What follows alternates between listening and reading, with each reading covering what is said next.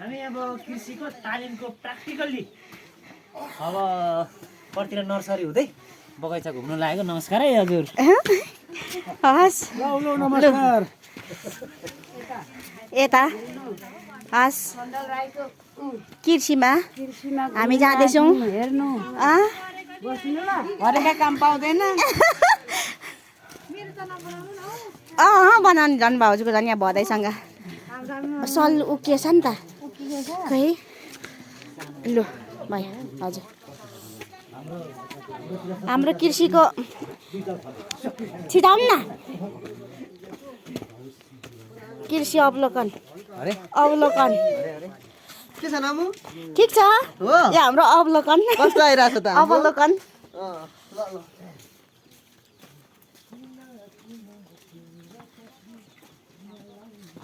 हामी चाहिँ यहाँ गर्दैछौँ। हजुर देवा हिँड्दैछौँ नि है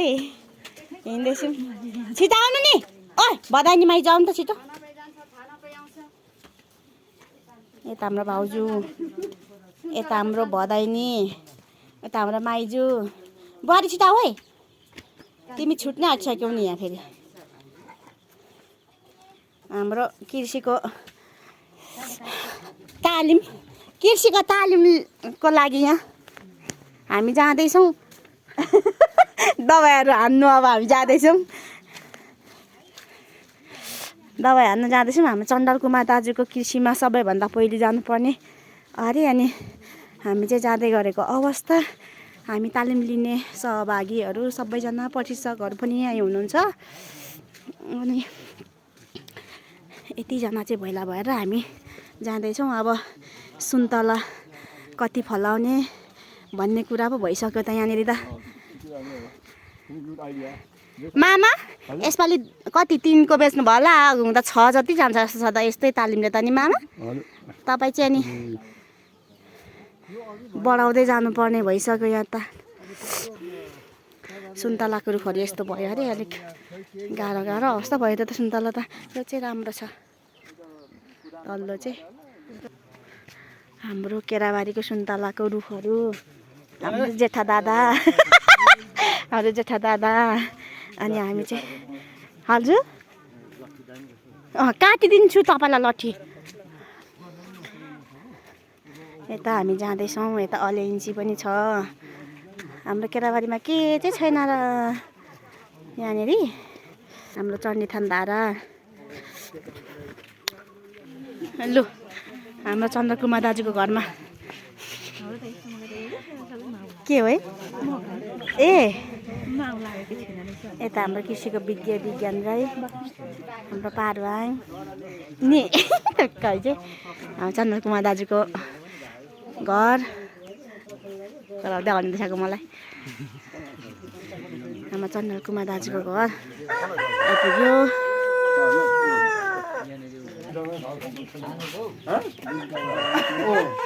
मेरो देवा यहाँनिर मकै छराउनु हुँदैछ। सुन्तला चैतको आज 9 गते 2080 साल नि 12 महिना 9 गते पनि हाम्रो सुन्तला छ। अब यसमा कति फल्छ भन्ने कुरा पनि थाहा छैन होला। आगो योभन्दा डबल फल्छ फेरि। अनि यता नर्सरी है नर्सरीमा अवलोकन गर्ने सहभागीहरू यता हुनुहुन्छ है। देवराज दाजु अगाडि हुनुहुन्छ देखाउँदै हुनुहुन्छ। अनि चण्डल कुमार दाजु हुनुहुन्छ सबैले हेर्दै हुनुहुन्छ यहाँनिर हाम्रो चण्डल कुमार दाजुको कृषि फर्म। सुन्तलाहरू ए बिरुवा यसरी लगाउनु भएको छ। भर्खर यतिको हुँदो रहेछ यो। यसलाई ठुलो बनाएर कलमी गरेर अन्त अनि पछि त यत्रो बोट भइहाल्छ यहाँ। हरे पातलेको रुख लेखमा पातलेको रुखहरू यस्तो हुन्छ। हाम्रो त सुन्तलाको रुख छ अनि यस्तो छ हाम्रोतिर केराबारीमा। अनि कृषिमा हामी हेर्नु आएको छौँ। अब अलिक सजिलोमा जानुपर्छ होला उयो गर्नु त नि। मामाले भनेपछि लेफ्ट बनाउनु लेफ्ट बनाउनुलाई फम अप्ठ्यारो अप्ठ्यारो यो अलिक ठुलो भइसकेको छ अन्त त्यही भएर त यहाँ ल्याएको त के को यो चाहिँ ए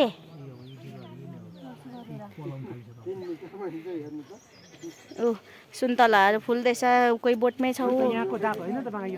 यो त तपाईँको यो अन्य जातको हो नि त यिनीहरू नै हो के भन्छ जापानिजहरू भनेको अन्त हरियो खोल भएको त्यही त हो नि बोक्रा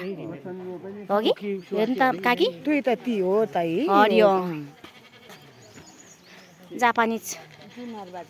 जुनार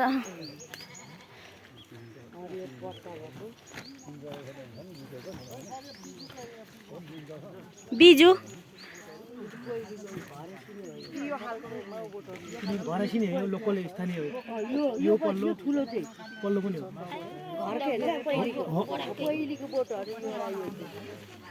हो हाम्रो भाउजू तल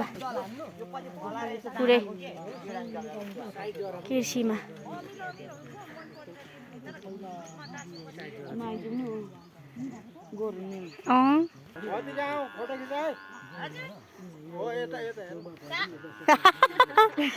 हाम्रो भाउजू यहाँ खिचेको छुइनँ भाउजू खिच्दिनँ म के खिच्थेँ बिचारा भाउजूको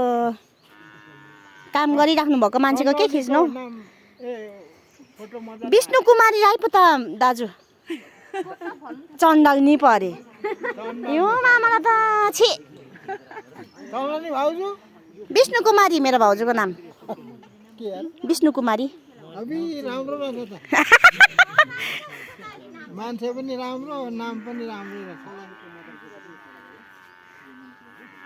देवराज दाजु हाम्रो प्रशिक्षक सर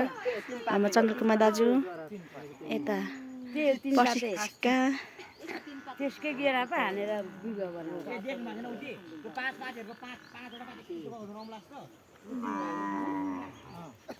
सुन्तलाको कृषि विज्ञ हुनको लागि सबैजना आएको छौँ हामी यतै कृषि विज्ञ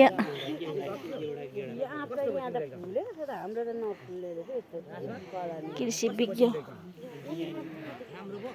कमी गर्ने दाजु यो हाम्रो के हो अरे यो तिन पातेको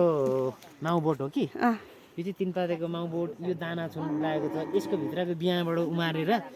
यो बिरुवा निकाल्छ क्या अनि यसमा चाहिँ माउबोटको त राम्रो जातको चाहिँ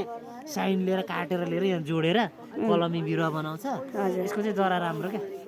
यसको जरा एकदमै राम्रो किराले नखाने अलिकति त्यो मलहरू ल्याउनुको लागि चाहिँ यसको राम्रो त्यही भएर यो बिजु बिरुवा चाहिँ बिजु भन्दा यो कलमी बिरुवा अहिलेको चाहिँ एकदम टिकाउ र राम्रो छ यस्तो हुन्छ यो तिन पाते भन्छ यसको खास साँच्चै अति नै पाते हुँदो रहेछ नि त तिन पाते हो अब यो फलभित्र यसको गेडा छ यो चाहिँ यहाँ पुग्दो छैन बाहिरबाट झिकाउनु पर्छ दाजु भन्नु न बाहिरबाट झिकाउनु परिरहेछ होइन हजुर यसको बिहाको प्रति बिहा गोटाको चाहिँ अहिले ए यो बिहा यो भित्र दानाको भित्रको बिहा हुँदैन ए त्यो बिहा चाहिँ 50 रुपियाँ गोटाले किनेर यो उमार राखेको यहाँनिर यही चाहिँ हुँदैन अहिले यो चाहिँ यो त पाक्नु र पर्यो त यो पाकेपछि यहीँबाट हुन्छ होला नि त यहाँबाट हुन्छ तर पुग्दो चाहिँ यहाँनिर ए यो नर्सरीले पुग्दो नभएर बाहिरबाट झिकाइरहनु परेको छ ए आमामा त्यसो चाहिँ यहाँनिर सबैलाई जानकारी गराइरहनु भएको छ यस्तो भएर पनि अहिले लगभग यो 150 देखि बिरुवाको दाम 500 सम्म यो कलम बिरुवाको दाम राख्नु भएको छ बिना पत्ताको जम नि हाम्रो यता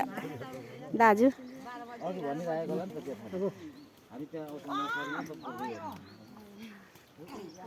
धन्यवाद भन न धन्यवाद दाजु यता कार्यक्रम सञ्चालकज्यू नर्सरी हाम्रो कार्यक्रमका सभाध्यक्ष महोदय चन्दल कुमार राई अब उहाँलाई उहाँको नर्सरीमा अब यो किन भिडियो क्यामेराम्यान यति साह्रो यो बिहाती फुलेको त भनेर प्रश्न सोध्दै हुनुहुन्छ यो चाहिँ 13 थुमे कागती हजुर यो चाहिँ 13 थुमे जात 13 थुमे हो कहाँदेखि ल्याउनु भयो त तपाईँले बिरुवा चाहिँ यो चाहिँ अब धनकुटा पारिपातले खम्बाट लिएको हो हजुर अनि तपाईँले उहाँबाट ल्याउनु भएछ के यो तपाईँको यति मात्रै हो कि अरू पनि छ होला बिरुवा यसको यो भेलेन्सियाले त जुनार हो यो चाहिँ जुनार भेलेन्सियाले भेनेन्सियन ए जुनार भेलेन्सियाले फलेको पनि छ जुनार यो अलिक फागुन चैतमा पाक्ने अब पाक्दैछ कि यो पछौटे जात हो यो पछौटेले चाहिँ बजार पनि पाउने होइन यो एकदम पछौटे चाहिँ लाउनु पर्ने रहेछ यसको चाहिँ यो हेर्दा त देशी जस्तो छ त देशी नै हो देशी जातकै हामी त देशी भन्छौँ नि देशी जुनार हो नि त देशी नै भन्छौँ हामी चाहिँ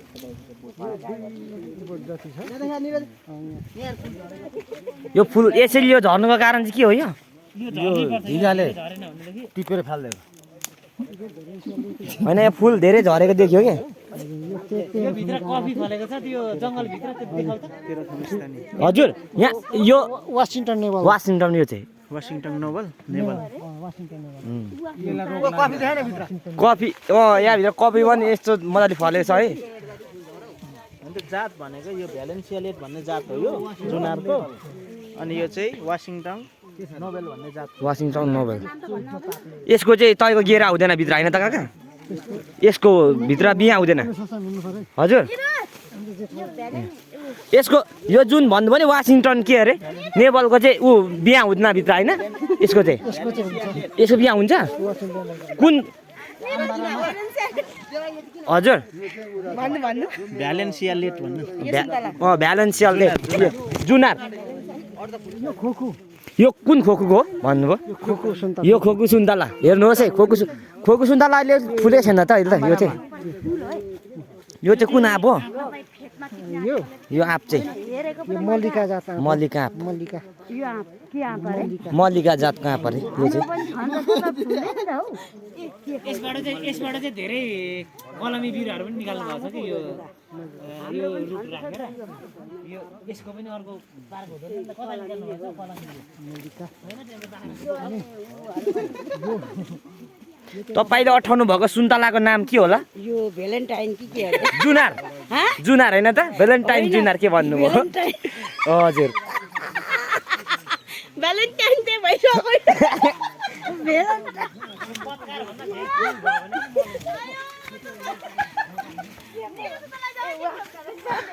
भ्यालेन्टाइन जुनार खानुहुँदैछ हाम्रो फुपूले चाहिँ यो चाहिँ गाई बस्तुको के भन्छ यो पिसाब हो यो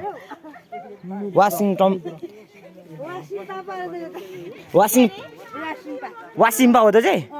हो त सुन्तला नाम वासिम्पा जातको वासिम्पा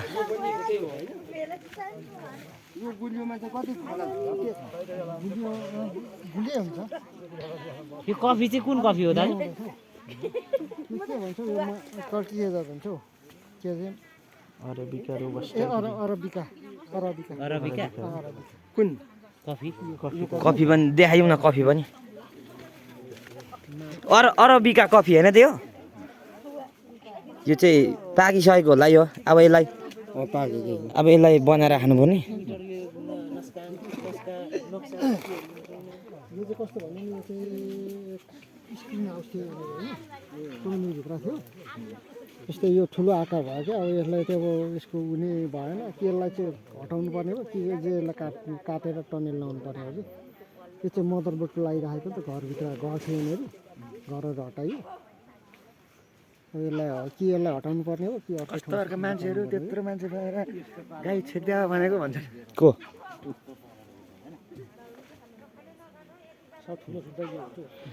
उयो चाहिँ के भएको उयो चाहिँ हो त त्यो फोका उठेको चाहिँ त्यो काट्दा कटिङ गर्दा त्यो अब क्यान्सरै भएको त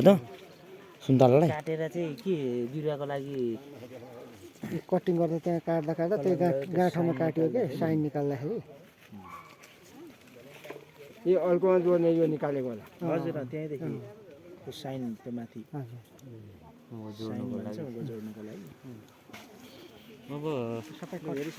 अब हेरियो होइन अब यो सबै कटिङ हान्नुभएको काका यिनीहरू सबै